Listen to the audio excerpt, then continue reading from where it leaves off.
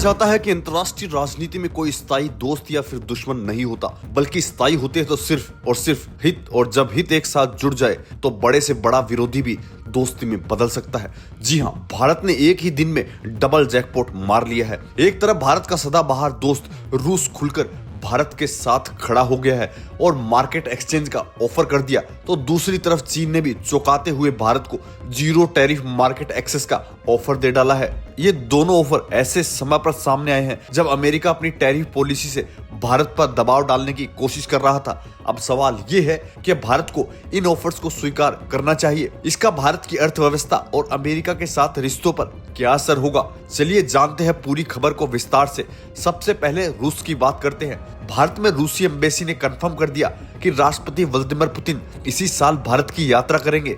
News के मुताबिक ये दौरा अगले 3 महीनों में कभी भी हो सकता है। इतना ही नहीं, रूस ने साफ किया कि अगर अमेरिका भारतीय सामान पर टैरिफ लगाता है और भारत को एक्सेस नहीं देता तो हम आपको अपना पूरा बाजार खोल कर देंगे। रूस ने यह भी कहा कि भारत और रूस पहले से ही रुपया रूबल अकाउंट मैकेनिज्म के तहत व्यापार कर रहे हैं। भारत जो पैसा रूस से तेल खरीद में दे रहा है, उसी आधार पर भारतीय कंपनियां अपने प्रोडक्ट को रूस में बेच सकती है। सबसे अहम बात, रूस ने भरोसा दिलाया है कि भारत के लिए ऑयल सप्लाई कभी रुकने नहीं वाली। यानी अमेरिका चाहे जितना दबाव बनाए, रूस ने भारत को एक सेफ्टी नेट दे दिया है। अब आते हैं चीन पर। पिछले दिनों चीन के विदेशी मंत्री वांग यी भारत आए थे। उन्होंने न सिर्फ बॉर्डर ट्रेड फिर से खोलने का ऐलान किया, बल्कि भारत को जीरो टैरिफ मार्केट एक्सेस का ऑफर भी दे डाला। इन ऑफर के तहत अगर भारत अपना सामान अमेरिका नहीं भेज पाता तो चीन कह रहा है कि आप वो सामान हमें भेज दीजिए, हम टैरिफ नहीं लगाएंगे। इतना ही नहीं, बॉर्डर ट्रेड 3 पासेस से शुरू होगा। नाथुला पास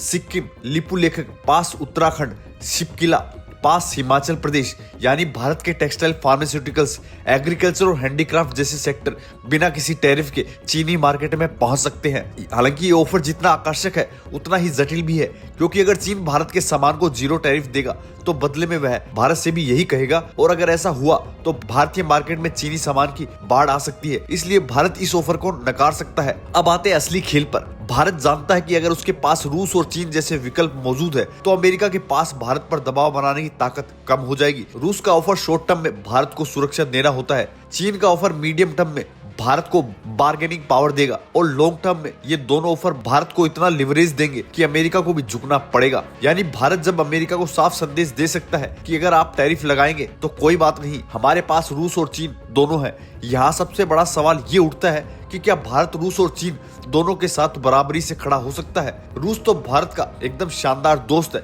उसने हमेशा भारत का साथ दिया है, चाहे तेल हो, हथियार या फिर मार्केट एक्सेस। चीन की बात टिकी है, बॉर्डर विवाद अब भी मौजूद है, विश्वास पूरी तरीके से बना नहीं। लेकिन जियोपॉलिटिक्स की भाषा में कोई स्थायी दुश्मन नहीं होता, सिर्फ स्थायी हित होते हैं, और भारत के हित यही कहते हैं कि दोनों ऑफर को ध्यान से समझा जाए और लेवरेज के तौर पर इस्तेमाल किया जाए। खैर, एक ही दिन में भारत को रूस और चीन से मिले ऑफर्स केवल मार्केट एक्सेस नहीं, यह भारत के लिए जियोपॉलिटिकल जैकपॉट भी है।